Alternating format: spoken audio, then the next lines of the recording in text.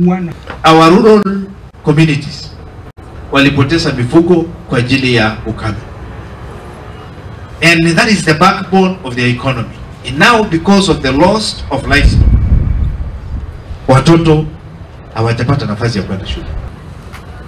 Mmeona kule bungeni kama representative wenyu, mimi mbunge wenyu nimekuwa pia nikiongea kule nikiwatetea, tukiwaambia serikali watupatie basari kwa sababu ninajua mnahitaji basari. We are the representative of the people, of you.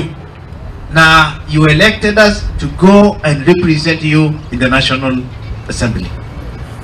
We will not let you down. And when you see us making noise, it's because of you. Tumepiga hiyo kelele, tulikuwa tumeambiwa basari itafika Disemba, tuliongojea Disemba ilikuja ikapita, basari haikuingia. Hakika wazazi wengi wanakosa karo kwa sababu biashara imerudi chini. Watu wetu wengi ni watu wanategemea biashara, kuuza kwa soko, kufanya kazi za mchengo, na wengine wanafanya EBZ.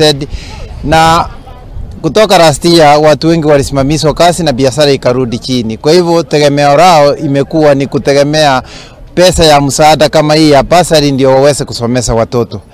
Na tuko na watu wengi na wale wanahitaji basari ni wengi na pesa ile inakuja ni kidogo. Sisi tuko na shida sana ya school fees. Juu watoto wetu, ng'ombe yetu ilikufa. Sasa sisi nahangaika sana. Watoto wengi sasa bado wako nyumbani juu ya school fees. Kuna wazazi wamekosa kitu ya kutolea aende shule, hata kama tutapata basari mtoto bado hajaingia.